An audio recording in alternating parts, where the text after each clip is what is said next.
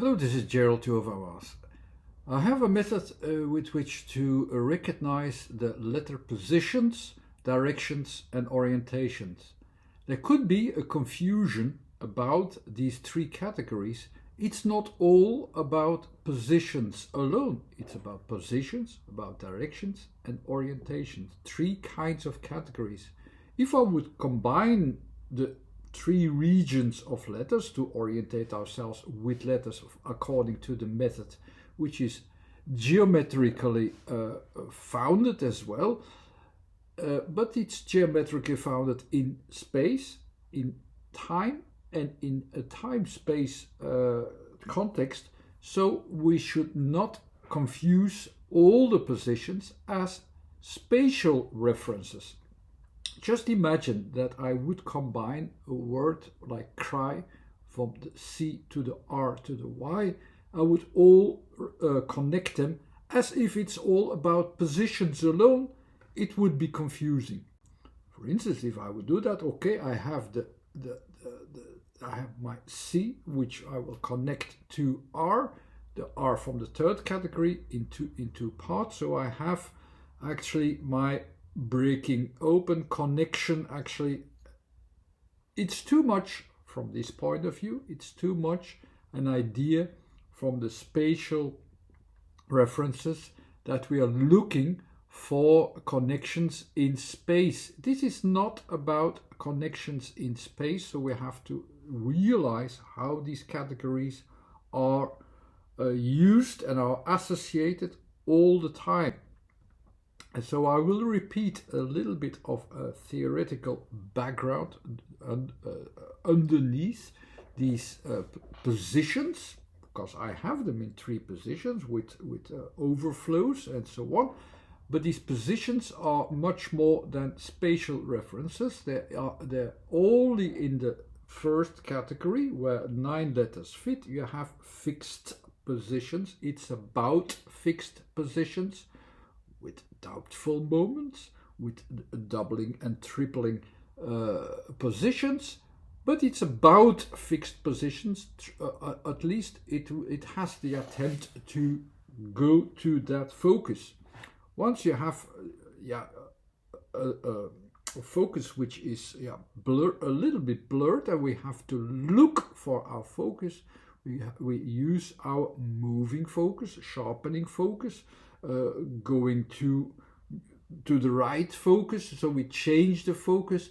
We have moving conditions in that timing context, of course. And the last one is about a framed feedback process that is really dominating the associations that you have there. So if I have, for instance, and that's always difficult with words, if I have not just letters that go from one category to the next, but I combine, for instance, the first and the third category. They are quite far apart. The mindset has to be clear what we are talking about in this case. So with the simple word like cry, also, this is not about a physical reference. But even so, when I will do so, I have the C, which is a concentration at the borders of what I'm trying to see at a surface, at the surface of circumstances, which I will try to visualize as an objective focus. It's becoming unclear. It's becoming mixed as references. So that's why you have 3 points there. So you have, it's as if you're looking for your concentration point, and you have to deal with several circumstances, several possibilities, and that's the C. And still you try to use that as a focus. The R, which is about making connections in a contextual sense, so that you can find your place and timing, because that's what it is about. You connect to the 1, 2, 3 options in 2 parts as well. So you have the it's always in two parts trying to connect. It's not about a visualization of a physical feature, it's more a visualization of a certain rhythm, trying to find the rhythm. So in this case it doesn't say much, but the C and the R will be connected not in 2 points. R is finds 2 points, but it is trying to concentrate in that point, and that's where the connections also connect. The R of making connections is also within my focus. I try to keep my focus. I try to have a focus and try to connect it. That's something which you do there. So in the C with R combined, it's certainly with a K sound, it's trying to break free in a way, break free in what it is, what really asks for some attention at the surface. Well, what do I have here? It's in a way unclear, but with the C it tries to make it clear, and then you find your connection points. It's even more confusing if I would have like the position of a person there, and you say, okay, but crying, isn't that an emotion that comes from within? A cry can be a lot of things. It can be an emotion from within. It can be an idea. It can be a sound. It can be a cry to find a solution, and that's what it is about.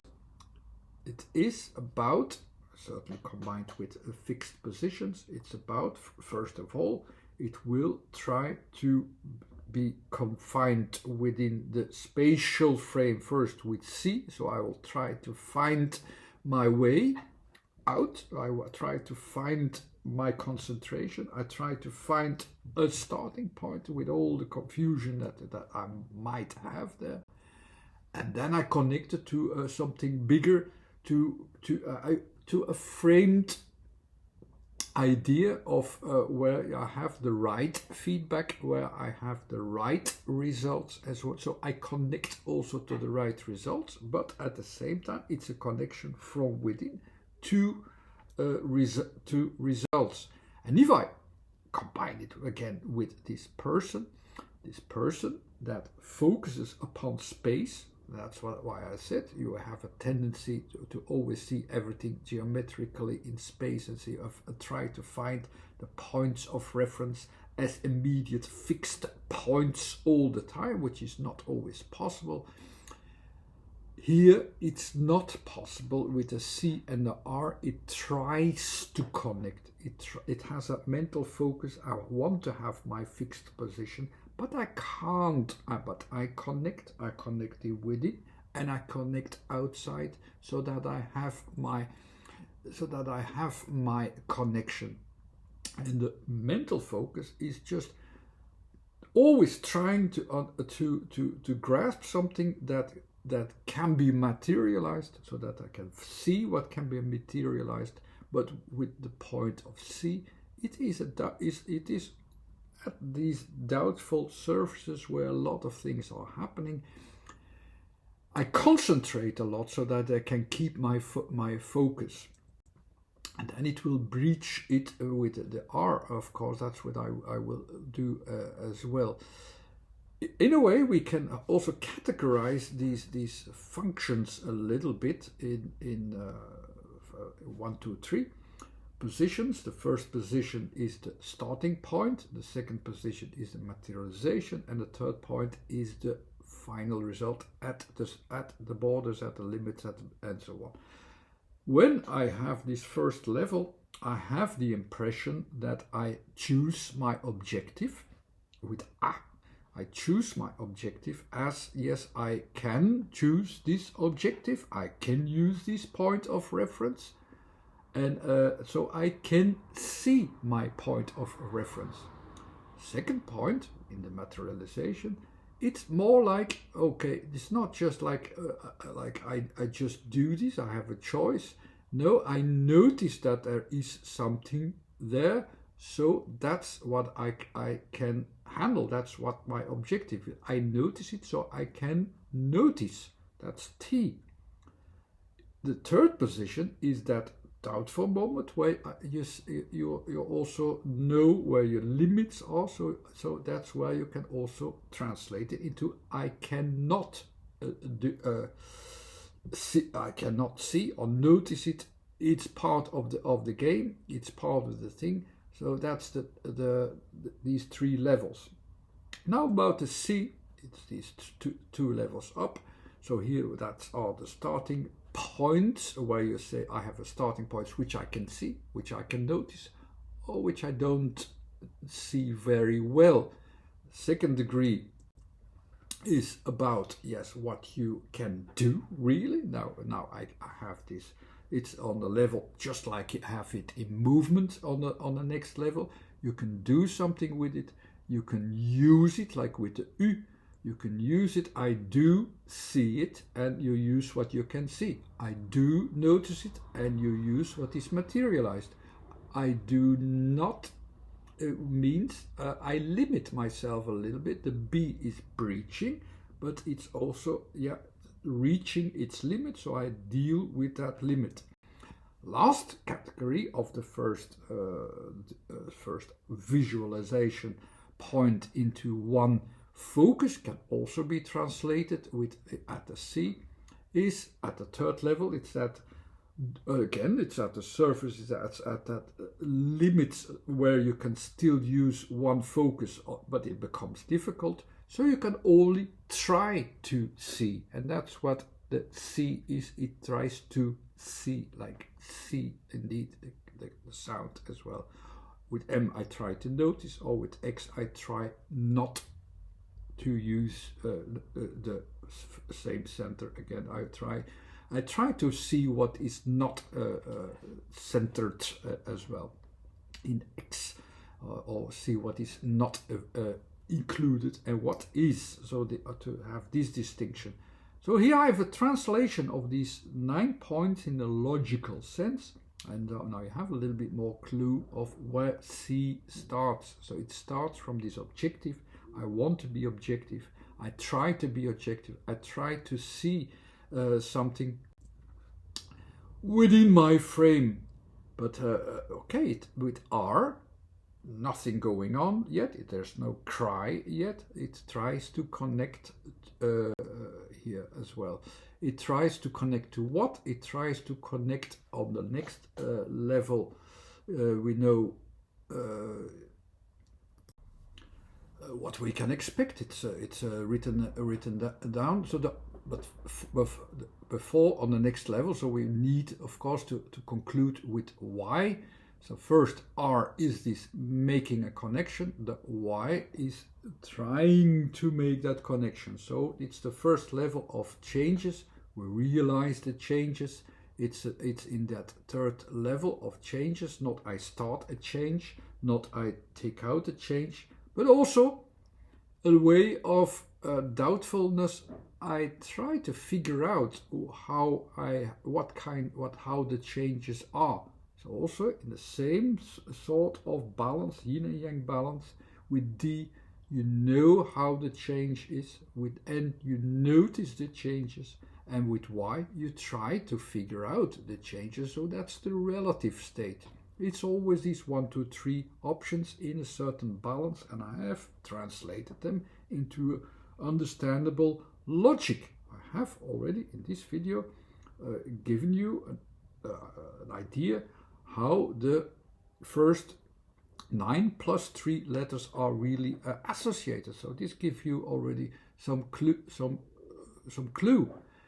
So what we know to do, we have this mental focus, trying to focus, trying to see what is going on, and it connects itself, but it connects itself in a way that is trying to figure out how to breach something which is not clear from outside the spatial frame a little bit. It tries to breach its spatial frame, its objective. We have a fixed objective within space.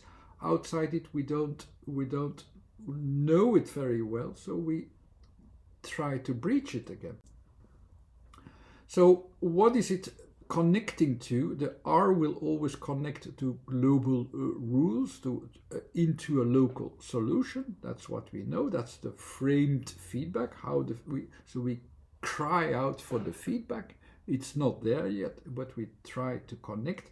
And it is a trying to connect because C is already asking a lot of attention. The Y is again not knowing and trying to figure out. I try to focus upon what on how I can work from my starting point, which is already unclear. I have an unclear starting point, and then I want to breach it, and that's also difficult. So of course you don't know, the connection is that you do not know beforehand, but you connect to global solutions so that you come to it. It's that cry for help that tries to figure out how to come to that solution, which with the Y is still trying to figure out, and it will try to get there. That's more or less how you can understand cry from the letter positions alone. And actually I had already given shy. This is what is cry. And this might be a very good moment for you to try something out. So you have these connection points, you should understand them. Just try the word try with a T instead of C or S, and see where it gets you, how this is associated, how this is really about a try. And this you can try if you like. You can provide me your thought process if you like. I will respond to it. I don't mind. You can also do that on my Facebook page at any time. Okay, anyhow, I hope also you enjoyed. Thanks again for watching. Bye.